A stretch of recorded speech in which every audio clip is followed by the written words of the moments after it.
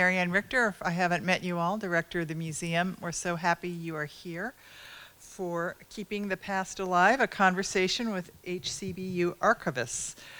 We are very delighted at the Columbus Museum to be partnering in this program with Davis Broadcasting and K92.7 WK2J to present this roundtable.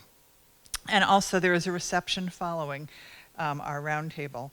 As well as our exhibition that is directly outside Pride of the Swift Growing South, Tuskegee Institute Photography. So I hope you will stay and enjoy refreshments after our roundtable concludes. Before this proceeds, I wanted to introduce a relatively new staff member, Lucy Kassir, who is our Museum Director of Education and Engagement, who has been with the museum since March, after working as a museum educator at the Speed Museum in Louisville, Kentucky. And Lucy is now going to introduce this evening's roundtable participants. Again, welcome and have a wonderful evening.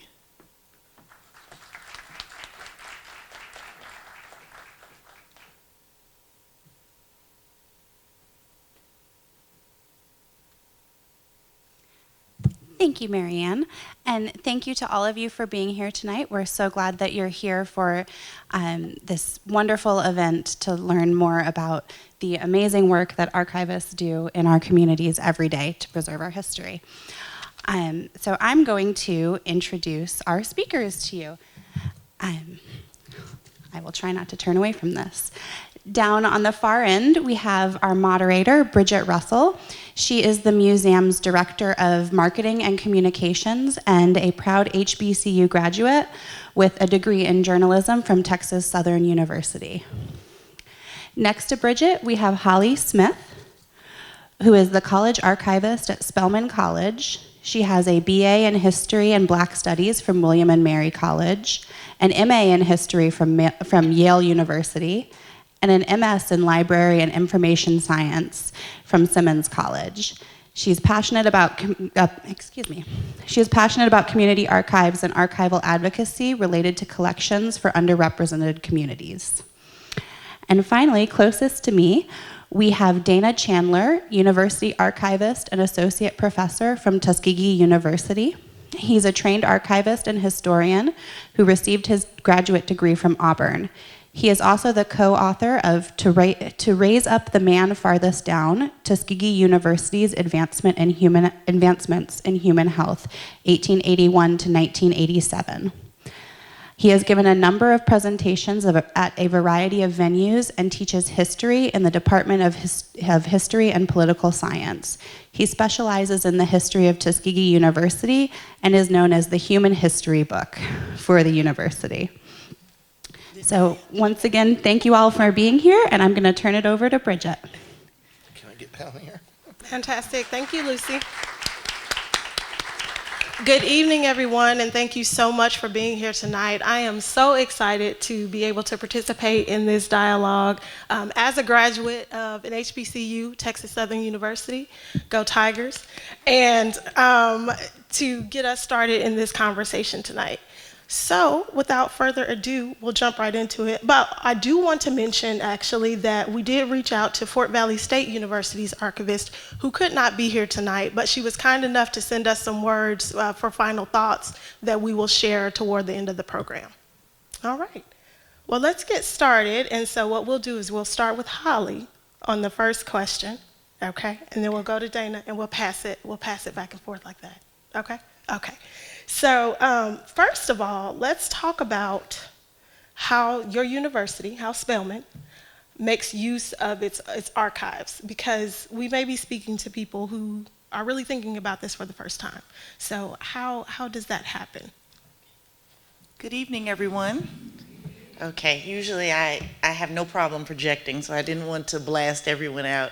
And before I get started, I just have to take a moment to recognize she is rolling her eyes, but another dear sister colleague, Gina, who is a visiting archivist for African American collections at Emory, is here in the audience. So when your dear sister friend drives 2 hours to support you in this work, she deserves to be recognized. And let's give Gina a hand. And also a great resource and doing wonderful work. So she will be included in the conversation. But thank you so much for that. Our university community, I have to say we have I don't even like to use the word problem, but a good issue of an increasing number of community members as well as members or individuals at the university who want to use the archival collections. So just to tell you briefly about Spelman College archives, and everybody knows about Spelman. I don't like to assume. You know what they say about assuming, but you should know. But the archives, and so Spelman has been documenting its history since its founding in 1881.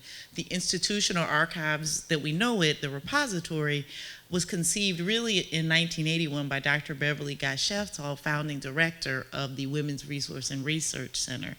And she really wanted to keep archival material collections related to Spelman at Spelman, but also to create collections documenting Black women of the African diaspora, since that's not the focus or the interest of a number of archives for a variety of reasons.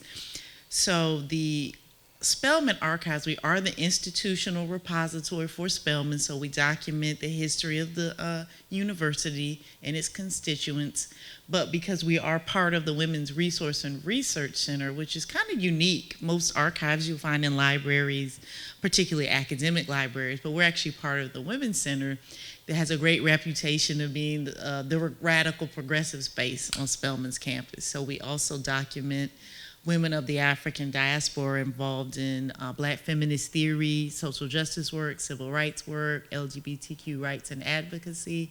So our two most heavily used collections in that way are Audre Lorde and Toni Cade Bambara. So just to give you that brief background, I would say our university community, we get heavy use of our publications. We do have everything from course catalogs from 1881 to university publications that have been in constant publication since 1885, yearbooks, the photographs. I laugh because the students love the photographs or the yearbooks. And a student came in and said, "Miss Holly, I want to see something really old, like from the 70s. And I was like, And then she was like, "Well, you're not old, Miss Holly." I was like, "Well, thank you." But the most important thing, you know, she just came of her own accord. We had a class today that was a curatorial studies class, which you might not necessarily think of typically using an archive, but we read objects together and the students made brilliant observations. And before she left, one student was like, "Miss Holly, can I go in the back with you? She wanted to spend more time."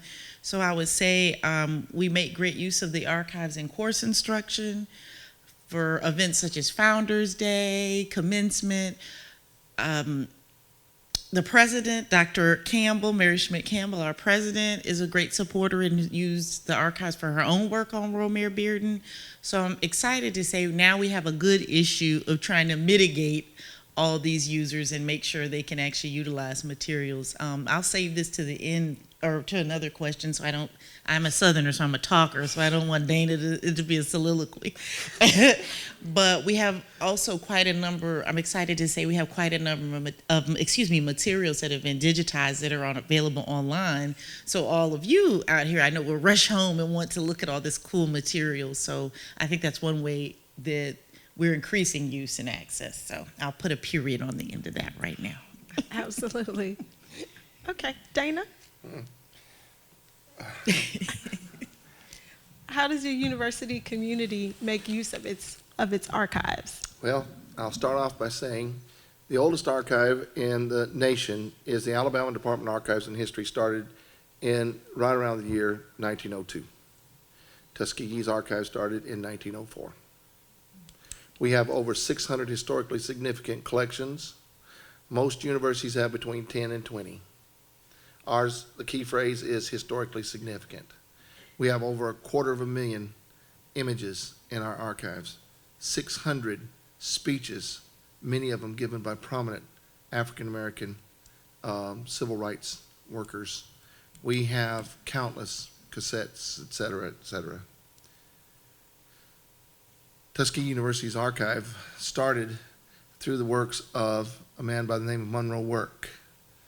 Monroe Work was the author of the Negro Yearbook from 1913 to 1943. Everything statistical about African Americans. We have his records. They consisted of over 1 million documents held in 188 file cabinets. They're now stored in boxes in our archives. The collections that we have include, of course, Booker T. Washington, George Washington Carver, Tuskegee Airmen, beginnings, the first African American to be appointed an extension agent for the United States of America was Thomas Monroe Campbell from Tuskegee University. The first 4-year school in nursing in the state of Alabama, Tuskegee University. The first hospital for African Americans in the state of Alabama, Tuskegee University. The first female doctor for the state of Alabama, period, was our doctor, Hallie Tanner Dillon, Tuskegee University. And I could go on and on and on. As for the first that we have, that includes people such as Cleve Abbott. You know, football's a big deal here in the South. And especially in Alabama. And, you know, there's across the state in Alabama, on the other side of the state, there's this coach, what's his name? Nick Saban? Oh, excuse me, Saban. I don't know how many national championships they claim to have. Cleve Abbott, 14 national championships on his own. Go there, Bear Bryant or Nick Saban. 14 national. In fact, if you add up all of our national championships, we've won more than any other school in the nation. So, who uses our, yes. So and it's my time to talk about and brag about Tuskegee. So who uses our archives? Our website has had over 1,750,000 hits. It's been down since the server's been down for 8 weeks as we're waited to get our new server in. 47% from abroad, 45% of that 77% of that 47% from abroad used our George Washington Carver bulletins that we digitized. And because of that, I spent 3 weeks in Malawi, Africa, teaching about George Washington Carver and Booker T. Washington, because they're farming like we farmed at the turn of the century, so they're using George Washington Carver's bulletins to make their lives better. And so we're continuing to perpetuate Booker T. Washington's vision of a school that continues to give. We have a number of the departments on campus that use our archives. As Holly pointed out, we have many of the same things that she does, although probably not as strong on women as we should be. Although, you know, Tuskegee began as a co-ed school. And most people don't realize this, but women taught men at Tuskegee from the very beginning. Booker T. Washington says of his second wife, he says, Tuskegee wouldn't have existed if it wasn't for her. That's pretty cool. Absolutely. And so, yeah, it's used.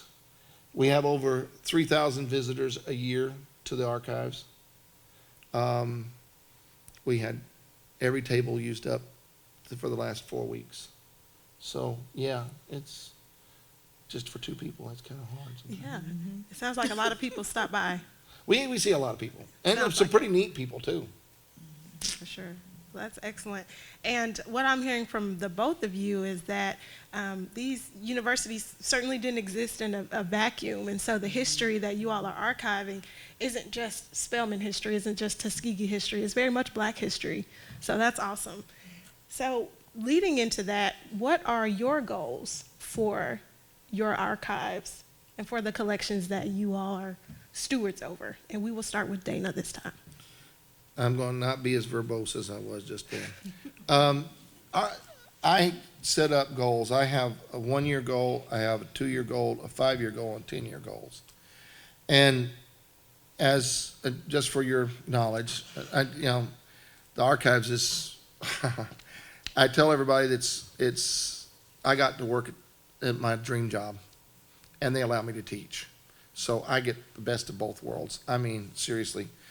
But 10 years ago, I wanted us to have a civil rights trail in Tuskegee. And so for that to come to fruition was a big deal.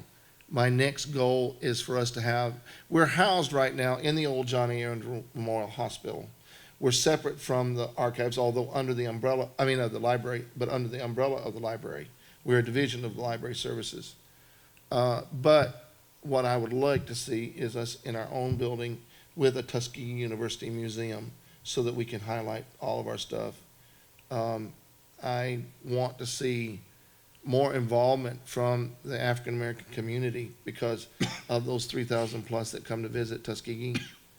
Most of them are white. And I would like to see more involvement of black scholars here. And I think that's very important. Excellent. Holly, what are your thoughts? We have a lot of overlap in the sense of wanting to be more engaging across community. When I think about this twofold actually, goals personally, but also professionally. And I'll say personally, first of all, I want to be an ethical archivist that's focused on open access, equity, and justice for whoever walks through those doors or doesn't walk through those doors. I think, again, when we think about archives and archival practice, there have been communities that have been intentionally or unintentionally marginalized, Black right. communities, queer communities, working class, indigenous communities. And just because I'm a Black woman working at an HBCU doesn't mean that I'm woke, so to speak, or that my politics align. So I want to be very careful that I'm not replicating those systems of oppression in the very archives and with the very communities I care about. So I want to make sure that I'm, read on current archival theory, that I am actively seeking collaboration and not co-optation when I want to work with communities. Is it an open, equitable, just partnership? So let's, start there. So that's kind of a way to stay self-aware and check myself. And thankfully, again, I have good friends who, and I would say Georgia and the South are really good archival communities that have strong African-American archives. Mm-hmm. So for the Spelman Archives, we too are a small but mighty team of two, and my colleague Cassandra Ware, so we can really find ourselves stretched quite thin in terms of all the things I love about my job can also become challenging because I get to do a lot of things, but then you gotta do a lot of things. You know how that goes. So I would say, to be frank, I can find myself challenged 5 years in to make time for some of the more policy-oriented things, but I'm very proud to say in our capacity, we now have collection development policies, disaster plans, things like this in order for the long-term preservation of the archives and sustainability after I'm long gone, to create the infrastructure to help the structure of the archives succeed. I've been really, really excited and pleased to see more communities come in and use the archives. Like Dana was saying, I don't want it to be seen as some sort of ivory tower where only people doing serious research, whatever that means, can come into the archives. So I've been really grateful to create, really happy to be able to create connections in the West End community. I don't want to jump ahead to the question, but one of the partnerships I'm really excited about, we'll be working with friends and colleagues from Washington Park, a historic African-American neighborhood in a park that was created in the West End for land owned by Heman Perry, who was, if I'm not mistaken, very wealthy, possibly a millionaire in the early 20th century, or by the time he passed away. So we're partnering around doing further research on not just the park, but its constituents. A lot of community members who worked in the Atlanta University Center lived in that park. And what does that mean now when we think about gentrification in the West End? So we're partnering around programs, research, exhibitions. So those are the types of things that really get me excited when we think about engagement and outreach. So I want to be concerned with, of course, the important parts, the structure, the policy, but I also want to really create plans and partnerships, again, that are sustainable and that will outlast me, frankly. Okay. Awesome. Well, she skipped ahead a little, Dana. I'm sorry. She skipped ahead just a smidge, but that's okay. It's all right. So I'll ask you, Dana, what are some of the projects that you're working on? Do you really want me to go there? Well, it's a summary of some of the brief? projects. Brief. You want me to go brief? Succinct. Some of the projects that we're currently working on, besides the Civil Rights Trail, we've got a traveling P.H. Polk exhibit that's traveling the South. We are working to help continue to populate the National Museum of African American History and Culture. We are working on a book about somebody from Columbus. Tom Houston, Tom's Peanuts, had a relationship with George Washington Carver. Wow. And we have those letters. Wow. And we're going to hopefully create a book that will be useful regarding that subject. Other partnerships that we have a partnership with Mississippi State University. You know, Mississippi State University is a primarily white institute. PWI. 'Cause they don't, I was going to say PWI, but most of these folks may not realize what that is. So they're a primarily white institute. Institution. They started off that way, but now their enrollment is over 65% African American. And we partnered with them 2 years ago to provide images and other things to help the students at Mississippi State relate. Because we have photographs from Mississippi when Booker T. Washington traveled through there. Mm-hmm. And so we're actually working with them and the University of Central Florida and other places, other HBCUs. So yeah, we try to stay very active. And as Holly pointed out, development of policies and procedures has always been a very important point for us also. And I think that shows in our relationship with other HBCUs, where a lot of HBCUs come to us for training at the archives. So we have places like, right now, Spelman is one of the universities that we're working with, so, which is in Tuscaloosa. A lot of people don't realize that. Wow. Wow. Well, that's some great information, and we'll be looking out for some of those projects for sure, especially the ones that have to do with Columbus. So we're going to switch gears just a little bit. And we are going to talk about the relevance of the archives that you all are stewards of. Because, of course, we have Google, right? And if it's on the internet, it must be true. So with that in mind, what does an archive offer that Google can't? That my smartphone, if I just type in Spelman history, what do you offer that I wouldn't be able to get? Or why should people sort of come to the source? We'll start with you, Holly. Okay. Well, no, frankly, that's a good question. And frankly, I think archives and archivists have had a bad PR problem for years because no one knows what an archive, who we are, what we do is shrouded in mystery. I mean, frankly, when I thought of, archives or archivists, you think of someone in a hobbit hole or, looking at dusty manuscripts or it would have never been, really, they it's don't just get with the much sunlight. scrolls, Yeah, like master the plans, Right. like bent over. And you certainly wouldn't see yourself reflected. And in this day and age where so much information, is available online, I think one of the benefits, I can say this, and this is with total transparency and really no arrogance with the truth. When I've had people anecdotally ask me what I do, and I say, oh, I work at Spelman, I preserve, I'm one of the stewards of African American women's history. I have never had anyone be like, oh, that's nice. Every person has been like, wow, that sounds fascinating and wants to know more. So to me, that says even in a day and age where you can pick up your phone, people still want to engage with another person and go deeper and learn more. Because, you can easily, look up and find something, but you want to be able to say, well, is this true? How does this relate to my experience? Or, well, that's not my experience, etc.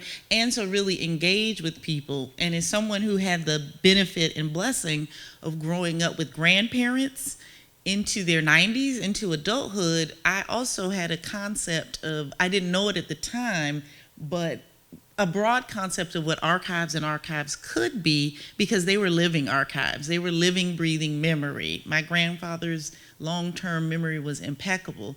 So it was not only, you know, that engagement, but it was sitting at the feet, learning, and having my grandparents, as we talk a lot about embodied archives, particularly again when I'm thinking of historically marginalized communities. Black people, we've had to be the embodiment of our experiences when reading and writing was illegal, when you didn't have the luxury of the opportunity. So those oral histories, those traditions, those stories, those quilts, those are the embodiment of our stories. And I think once you kind of start the conversation and begin to have conversation around that, you kind of reel people in that way, so they know archives is just more than the building or the things in it. It's the people, it's the institutions, it's the local history, it's all of you. We're all involved in this memory work. I really like that word more so sometimes, because we're all involved of the memory work, and all our memories and experiences are valid. And one of the reasons why thinking about, you know, why do they matter so much? Again, when I think about those students, they matter so much because they see themselves reflected in those records when they come through the door. And I don't know, I'm sorry, I'm real tenderhearted. So I'm actually getting emotional when I think about the students come through, particularly the students, but we have genealogists, we have community members. I've seen someone break down in tears just having an experience with the archival material. And no matter how good Google is, you're not gonna get that experience. So yeah, I think it just continues to matter, because not everything is online, not everything is true, and when you have that engagement, particularly when you're part of a marginalized, you've been marginalized, and you see your own experiences reflected finally, and can share that and engage with somebody, then, and it's incumbent of us to remember that too in our profession, and to never let yourself, or to try to not be jaded and sarcastic and no one cares. So to stay refreshed and remember that people still want that engagement and to come through that door. Okay, period.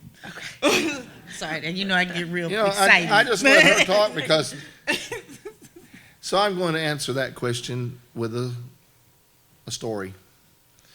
A few years, and I could tell this story about several people, but I'm going to tell about one gentleman in particular. You see, Tuskegee University is the home of the lynching records.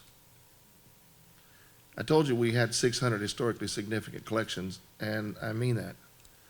The home of the lynching records, well, you know, that's kind of one of those subjects, isn't it? Yeah. This guy came down from Birmingham area.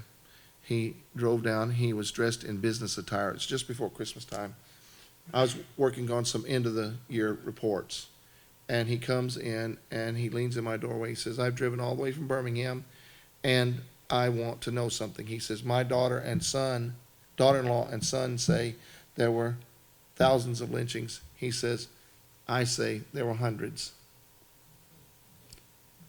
So I said to him, well, let's see what the evidence has to show. And if you go onto our website, you'll see that we have a compilation of lynchings, 4,743. But a lot of people don't know that 1/3 of those lynchings were white. Why?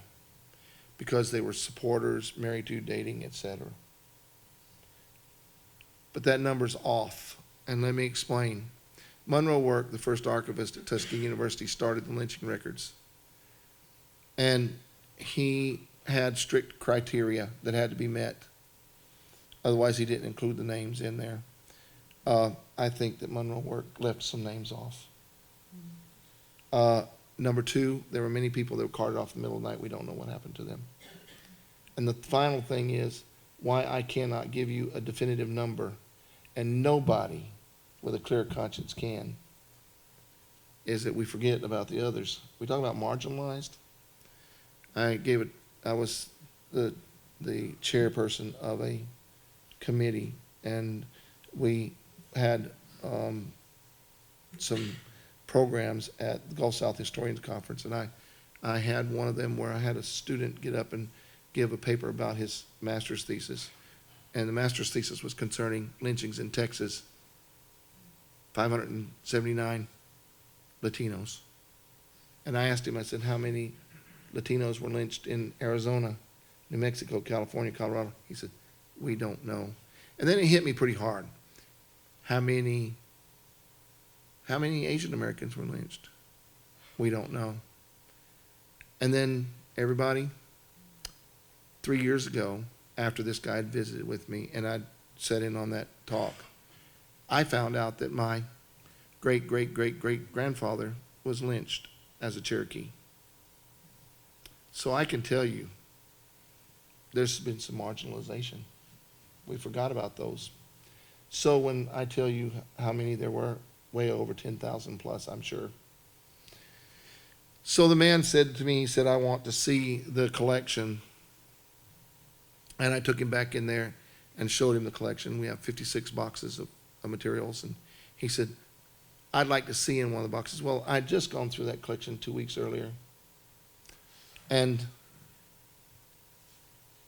I knew which box to give him. I took him back in the researcher's room and set him down, opened up the box, and went back to finish up my paperwork. I heard him coming down the hall before I saw him. He was sobbing. You know that sob where you've lost somebody that's very important to you, or something that's very important to you? He leaned in my doorway and he says, I've been such a damn fool. He said, I need to make some calls. I need to straighten some things out. And he left. I don't know his name. I don't know exactly where he came from in the Birmingham area. But you know, there is something I know about that man. He had an honest heart. You see, he could have stayed in Birmingham believing that junk all he wanted to, couldn't he? But he came searching for the truth. And guess where he found it? In archives. Now, my question to all of you, how many lives did he change because his life changed? That's the power of an archives. That's the power of history told without embellishment. It changed his life. And I wonder today about him. So that answers your question, I think. Just one example of many that have happened. Absolutely. I think so. I think that covers it in a absolutely stunning way. So thank you for sharing that. It's a very powerful story. So I want to talk a little bit more generally about HBCUs. It seems like, I could be wrong, but it seems like archivists kind of know each other a little bit. A little bit. A little bit. Just a little, particularly with HBCUs. I did ask earlier if they have a secret handshake. They didn't want to tell me, but that's okay.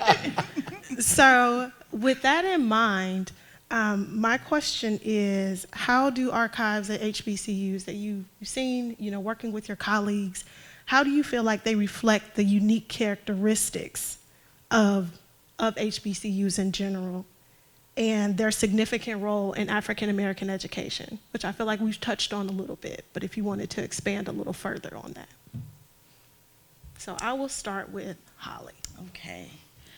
Well, something that has been burning on my heart this whole conversation, but it's come up a lot, certainly around when we're talking about collaboration and money and funding.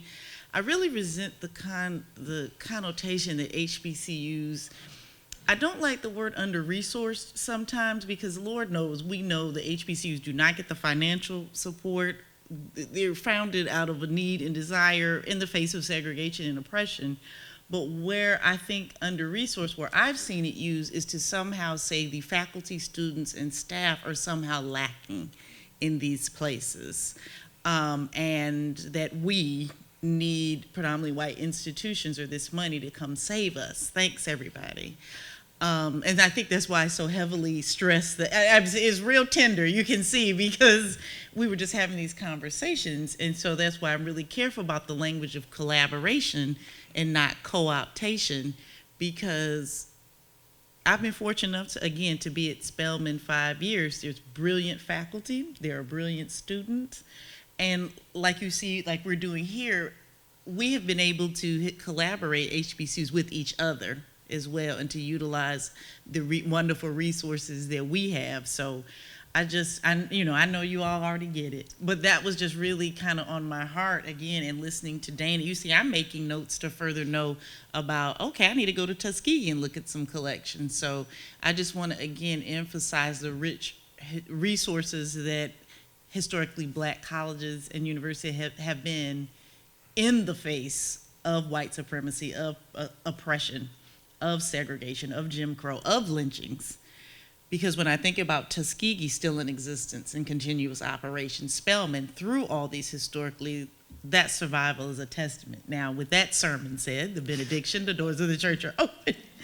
And I feel really passionate and fortunate to be working at a historically black college, because these records about Spelman, you're only going to find at Spelman College. These records, these photographs showing the earliest classes, showing these beautiful women of the African diaspora, and I'm very intentional about that language because a lot of the earliest students were formerly enslaved women, free women of color, but I recently discovered there were quite a number of women from what is now Colombia that's been there. We had students coming over from the Congo, so even then, historically, Spelman was an international college, you know. And I think because you're only going to really find that unique history and story about women of the African diaspora and being very involved in the organization and perpetuation of education, I think that's what allows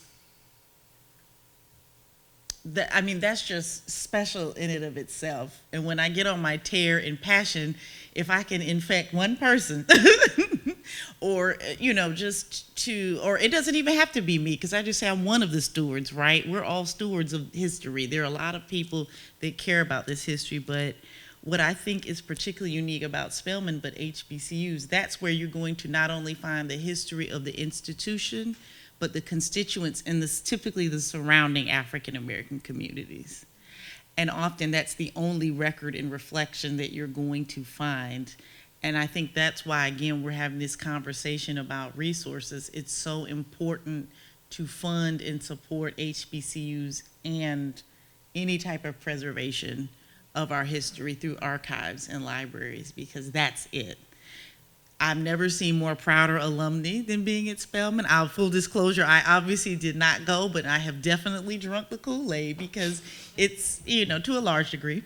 But it is a special, unique, amazing place with an amazing history that, again, I know will far outlast me and deserves to. So, yeah, that's what makes it. That's what makes it special. All right. Dana? I've been at Tuskegee for 14 years. And as many of you in the audience will obviously note, I am a middle-aged white man. I mean, and I know that's hard to believe, but I didn't see that coming. In 1972, my parents brought me down, or took me to Tuskegee to see George Washington Carver's lab. I begged them, and they brought me to Tuskegee, and I fell in love with it then. 72. 74. Okay, I don't want to get my dates wrong. You know, I'm supposed to be a historian. So, in that 14-year period, I've got to interact with probably the majority of HBCU archives in the nation. And I've been to a good many of them. And this collaboration that goes on between us, it's a bond, and that bond is hard to explain. It is like a family in a lot of ways. And I see in it a single goal: to maintain history and maintain legacy. And I think when I look at the other archives and the archivists, they may not be trained. They may not have gone to library school. Some of them may not even finish college. But I have seen one thing: they're all passionate about their schools, passionate about their archives, passionate about history. And that's admirable. I don't see that in every department, in every field that I've ever been involved with, but I do in HBCUs. And people ask me when I go places, because everybody knows Tuskegee. They may not know Spelman, but they know Tuskegee. Oh, they do. I knew I'd get a rise out of her. I'm just saying. I knew she'd say something. when they see me, they ask me the same question. Are HBCUs still relevant? I get that all the time. And yes, they are. She was bragging about her students. I still teach. I got 3 classes tomorrow. And I'll put my students up against anybody, anywhere. And I mean that. The quality of students that I get are, from the standpoint of respect and honor and attention, majority of them are singular. They're above average. And I want to say that the HBCUs that we're part of, I think for the most part we get it. We get the need for maintaining these archives, although funding is an issue. It is an issue. And one of the things is we have collaborative efforts that go on. Right now, we were just talking about 2 that we're working toward in getting funding. And we're working with the National Museum of African American History Culture, which is in their founding documents to help HBCUs. So I've got a lot of hope about the future. Wow. And on that note, I wanted to make sure we open it up to the audience for any questions that you may have. I'll give you a little bit of guidelines about the questions for our experts here tonight. They are versed in history and records and documents and things of that nature. They may not know as much about tuition hikes, enrollment, those types of issues that I know may also weigh on us, but I do want to make sure that we focus our questions on things that they are experts in. So, I think we have a question down in front.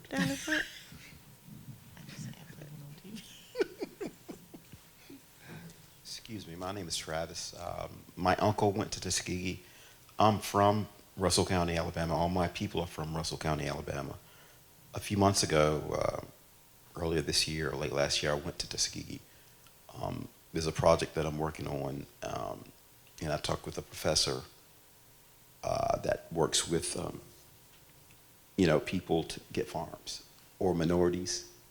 Okay, so Obama passed some legislation to help everybody, specifically minority farmers. I'm from this area. I know the history of this area. I'm sure you do too, since you've been there 14 years. But I just want to make a comment. Now, I'm from a disadvantaged background, and I know a lot of kids are from disadvantaged backgrounds that go to HBCUs, right? So I didn't go to college. I have a little bit of college. I'm a military person, so I chose to do that. But when I went there to Tuskegee for the first time, well, not the first time, but this little project I was getting ready to do, I talked to a graduate student from Africa that's a citizen now, and a 4th-year student, and they're both female. And anyway, the graduate student, she's from Africa, and she told her whole family's educated. So her brother was having a hard time going to school here in the States, and they didn't understand why he didn't want to finish school. That's racism. I'm an African-American male with no criminal record, and I get it. Because the people in this town will try to put a criminal record on me just because I know my rights under the Constitution. Just like I'm speaking to you now, some of these people in this audience are mad. I don't know all of them. They could be mad, they could not be mad. But I'm blunt and to the point. So anyway, the younger person kind of figured that out on her own. Now, I say that because I'm from a disadvantaged background. So anyway, I didn't get hired for jobs. So as an older man, 49 years old, I was going to Tuskegee to research my business opportunities. So that's why I went there. Like I said, my uncle graduated from there. So anyway, as far as historical things from what I've researched, there's a museum in Charleston about slaves. There's a museum in Cincinnati, Ohio about the Underground Railroad. This is what I've been able to learn in my lifetime. Now, when I speak to certain younger people, They're into technology, and they may not be up on history. But if you go to YouTube, and younger people will educate me about racism and injustices in this country. They are very aware of certain things going on in Hollywood, and they speak out about that, especially people in Atlanta. Anyway, thanks. Thank you. Thank you. Thank you. Okay, here, I'm gonna take hers and then yours. That's okay. I'm sorry, and while you're getting her question, ma'am, I just want to thank you again, sir, for your comment, because I think, again, it reflects in this space that we all have something to learn from each other. And I always appreciate intergenerational conversation, like not dismissing younger people, dismissing older people. And again, we all have a story, so I always appreciate, so thank you for your comments. I agree. I want to say this. I grew up very poor on a farm. I plowed 2 mules, and I grew up very poor. And I had to work my way through college. I put myself through college, and I put my wife through college, and my daughter through college. And it was the hardest thing I've ever done. But it changed my dynamic substantially by getting the opportunity to work, to help people, to help these students, to make them realize that that piece of paper that they're getting from Tuskegee University is worth real money, real dollars.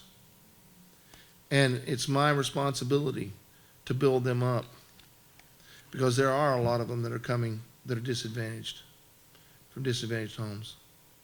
So we are certainly playing a multi-dimensional role when it comes as archivists and as teachers to help our children become better equipped for the future.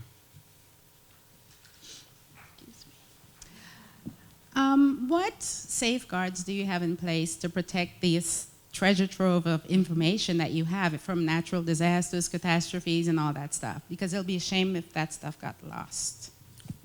Yes, ma'am. And I think that's an excellent question, and thank you for that question. And it kind of goes back when we're talking about resources and funding and protection of the materials. And I'll let Dana, thankfully, we're both at Institute, I feel safe saying that, where there is a value and there is an actual archival space designated. Our space here at here, I'm always like thinking I'm in Atlanta. The space at Spelman Archives, so we're in what's the Camille Cosby building that was built and completed in '96. And our space was specifically designed by an alumna who served as the assistant, was Brenda the assistant archivist at Georgia? Anyway, she was a very renowned archivist, one of my mentors, and she specifically designed our archival space to be really up to archival standards. So we have a reading room for the researchers to come. We have temperature controlled stacks, pest management. Most of you all have been to archives. We do have closed stacks, meaning that, just the staff can go back there for the protection of the materials and the people. And I like to always explain that to students or people who haven't been to archives. It's not the intention to make anyone feel less than or you're going to steal anything. Although some people have from different archives, not us, so that's part of it. But I'm very grateful that we do have very good state-of-the-art standard facilities that we still monitor our temperature control. I'm working to update our disaster plan, because you're exactly correct, thinking unfortunately a natural disaster or man-made can put those collections at risk. So in that disaster plan or emergency management plan that most archives have, really, it's good to review it really every year. So I'm really in the process of completing that. But thank you for your question, because that's, we're talking about resources and things. It can get costly and expensive. So I have to say I've been very gratified to have a direct supervisor and an institution that understands that and I think values that. So that helps with the fight, I guess, for those type of resources. Our archives is temperature and humidity controlled. We have a security system. We have cameras. We have closed stacks. We have reading room. We monitor very closely those that come in and go out. You just can't walk in the door of our archives. You have to be let in because there is an alarm. Our space was designed for archives, and it was fortunately designed for compact shelving. So as we get the funds, we are adding compact shelving, which is really That's wonderful. a big deal, y'all. That's exciting. It is exciting. You're like, no, it's like, no, we're like, yes. You know, as the money comes, we get the compact shelving, but I'm concerned not only with our collections, but our digital collections too. And I'm part of the Alabama Department, in Alabama, we have ADPNet, which allows us to back up our materials to multiple servers at multiple schools. So all the materials, and I've digitized right at 40,000 images, 200 of our reel-to-reel tapes, and countless other documents. I don't know how many of those, but they are now in various repositories, digital repositories, besides our own. So I'm concerned about that and migration, problems with deterioration. But I'm seeing that more and more as I travel, more and more archives, especially amongst HBCUs, are more concerned with their archives and maintaining those archives. It's not an easy chore, especially when you receive as much as we receive. I mean, this week I received 35 bankers boxes full of stuff. So, and that's not uncommon per month. So, yeah, space is a premium. This week. Wow. And you still got a couple, you got one more day, so who knows what might come I talked tomorrow. to a guy this morning who said he might be sending me some stuff. So, Well, there you go. and I talked to another younger lady tonight that said she might talk to somebody that's got some stuff. So, Excellent. We have a question here, and I think a question there. We've got lots of questions. Okay. Okay, I don't know if I will say I don't know if we'll be able to get to everybody, but during the reception, you'll have some time also to talk to Holly and Dana. So if we don't get to you, you will have some time after the program. Okay. Have y'all had an opportunity to contribute any information to the African American Museum in Washington, D.C.? And the next part of my question is, what type of government grants or endowments have you received or can let us know about helping your cause? So it's two questions. well, we are one of the first archives that the National Museum of African American History and Culture has partnered with. And if you go there today, and I'll be there next month for the 5th time, you'll see many items and many photographs and audio from Tuskegee University. So that has been a very positive thing for us. There's an initiative that was started under President Obama to support HBCUs specifically through the National Museum of African American History and Culture. And that initiative, we hope, will lead to some alleviation of problems that we have as archives. Grants, there are a variety of them. We've been very fortunate, Holly and I sometimes wonder if it's because of our names, the names of our institutions, that we've been able to be a part of some really very good grants from the Mellon Foundation, NEH, just to name a few. But the Mellon Foundation, definitely National Endowment for Humanities. There are just a variety of, and then individuals, like we get donations and people leave us some funds sometimes. We're very fortunate to get that too, so yeah. Yeah, no, and that's a great point, Dan. And I apologize, sir. The first half of the question was. National Museum. Thank you. I was like, that's a shame, isn't it? I was like, I think that left my mind. So we were fortunate enough to be contacted by the museum as well for some content. A photograph of the first graduating class in 1887 is on display, or a reproduction of that. And like Dana was mentioning, very fortunate to still be conversation with our colleagues at the museum and also that work for with the Robert Smith Fund. Yes. And many of you all know Robert Smith is a major funder of the National Museum of African American History and the billionaire that wiped out the debt for Morehouse's 2019 class. The joke was people were trying to change their graduation date on their.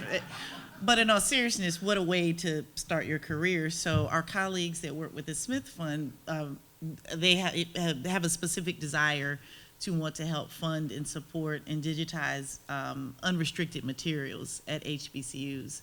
And what I, again, appreciate about those conversations with our colleagues, they've been very collaborative and not co-optive. I keep using that word a lot because unfortunately I've seen the opposite happen many times where people come in with a project and like, we want to help you. And people are like, well, we don't need your help. This is what we need, or we don't need you to tell us what we need. So we've had very good collaborative relationships with the museum. And like Dana mentioned, so for instance, thinking about preservation, we were fortunate at Spelman to receive a National Endowment for the Humanities Preservation Assistance Grant for about $6,000 that allowed for a consultant to come in and to make recommendations and to spend about 2 or 3 days with us. There are also other grants that will help with collections management, implementation, specifically designed around smaller institutions or HBCUs. The National Trust for Historic Preservation also has a grant focused on historic African American sites or buildings, I believe. I might be conflating That's right. that. Thank you, because I was part of my memory. If I misspeak anything, it's just my memory. But I do know National Trust also has grants available. The National Park Service. National Park Service, which is interesting, which is something I wouldn't have necessarily thought of. Right. But I do have. Look, Dana and I will be happy to, we have our cards and contact information, so I'm going to say both of us. And I do have, if you'd like to follow up with any, that I'd be happy to share grants or funding that we've already had, and so would Dana too. And if you want to follow up, that'll help me, give my old brain time to think of the actual resources. Okay. Excellent. I And need to get mine. I think we can do, are we going to do one more? One more? Okay. We do one more, and then we will get ready to wrap up and head to our reception. Hello. Hello. Oh, wow. Oh, Blow everybody away. Sorry about that. I'm G Smooth from K92.7. I'm also a graduate of Morris Brown College. Yay. Yes. I first want to commend you guys for what you're doing, the work that you're doing. Of course, elephant in the room when you mention Morris Brown College. It is a very sad situation that has happened, and that school was the only school, or is the only school, because we are still in operation, yes. in Georgia that was founded for blacks, by blacks, also in 1881. Mm-hmm. It's an unfortunate reality that has happened with my beloved institution. And I'm trying to find the words, I'm sorry. It's heartbreaking. There's a lot of history that has been lost. Now, with you guys working in archives and being archivists, where does that translate into the National Registry of Historic Landmarks when it comes to buildings? Because I'm sure you're familiar, even just last night, there was a big fire on the campus for another one of our buildings. It was called Ferber Cottage. I didn't know that. I Ferber didn't Cottage I'm sorry to hear burned. No, that's awful. Oh, I'm Gaines sorry. Hall burned. And it's become one of those situations where we know we're on life support and we're trying to get back up and running. And we don't know if it's being done on purpose or if, because there are other entities that want that land and want those buildings. Now, I was told that Gaines Hall, Fountain Hall, which is, and for anybody that doesn't know, Fountain Hall is the flagship building on Morris Brown's campus with the big steeple. Ferber Cottage, all of these buildings are on the National Historic Landmark Registry. What does it take for restoration of these types of buildings when you have, because they rebuilt the Margaret Mitchell House 20 times. It didn't burn down I don't know how many times. But I haven't seen any efforts to preserve and resurrect those buildings. And for those that don't know, Gaines Hall was probably one of only a few buildings that remained standing after Sherman burnt down Atlanta. And it was also used in the Underground Railroad. So could you kind of speak towards that, please? You know, Tuskegee University is the only university in the United States of America that's also a national park site. And we have many of our buildings are on the National Historic Registry because of the architect. Robert R. Taylor, the first African-American to graduate from MIT with an architect's degree, the first certified African-American architect, was our architect. Some of our buildings are in need, desperate need of repair. We are working diligently to try to get funding, but it's been difficult. And I would love to give you an answer from Tuskegee and say that we're able to get that funding easily. We have not, even though we've attempted to. We have a committee, which I sit and chair the committee, to restore our historic buildings. And we are just running into roadblock after roadblock. One of the biggest problems that we have is to get some of these grants that we're talking about. They have to be matching grants. And as an HBCU, we do not have that kind of funding. And it's really hard to get the kind of funding we need for certain buildings when our students need housing so that we can increase enrollment. We need to make sure that the buildings that are in place, that are in use, stay in place and in use. So some of the buildings that we have that are in dire need, well, they kind of slip off and are kind of forgotten. And that's a shame. And I'm so sorry to hear about those buildings at Morris Brown. I really am. I thought Morris Brown was just a wonderful campus. Well, thank you for letting me know, and I am really grieved and very angry to hear that. And no, sir, you're not wrong. I think, I'll save that for another conversation, but I think things are, it's very intentional what gets preserved and what doesn't. So there's that. Yes. So, and you bring up a very relevant point, and I mean, I'm thinking of it in the age of, gentrification, where resources go, and like you said, so one of the, in terms of, I've never worked directly on maybe one of these National Trusts for Historic Preservation grants, but I'm wondering if it might be a similar process to create, getting like a historic landmark, because we have had a number of people utilize the archives for support around why a particular building or something might be significant. And that, I know that can be a long process, but that's one way that I feel like archives and archivists can help, really combat this intentional erasure or unfortunate situations that happen with buildings, because like you said, I mean, Morris Brown, that's an iconic campus. Also, just a side note, when I mentioned digitized materials before, there's quite a number of Morris Brown materials, thankfully, that have been digitized and are available, as well as other inland university schools. If you Google, which when it is helpful, Okay. Our Story 1 point for AUC, that will take you to a landing page where you can access the content from Spelman, Morris Brown, Morehouse, Clark College, Atlanta University, Clark AU, and the seminary. So that's one small way that archivists, we try to at least help provide access and preserve in the face of intentional erasure, archival silences and memory. But if you will see me after class, and I would be happy to share my contact and maybe some of those other resources we talked about around specifically, or to connect you with people who I know who've done that work, if that will be helpful as well. Absolutely.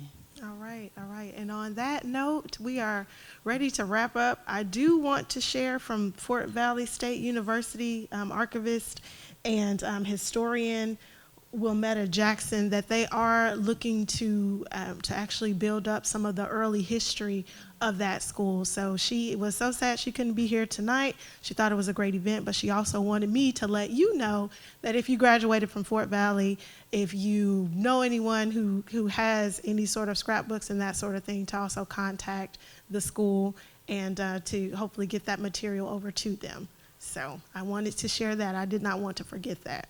And with that, we would like to thank everyone for coming. And I think Lucy has something to say, so I'm going to turn it over to her. Hey. All right. I just wanted to say thank you again to everyone for coming and being here tonight, sharing your stories and your questions. I know that I have learned a lot. I also just wanted to recognize, Holly mentioned her friend who's here from Emory. Do we have any other archivists here tonight that would like to be recognized or represent their institution? Where are you from, sir? Columbus State. Okay, Columbus State University. Yes. So thank you for being here and for the work that you do. So thank you all. We'll head this way out to the reception, and if you have some questions, you'll have a chance to ask them. Thank you all.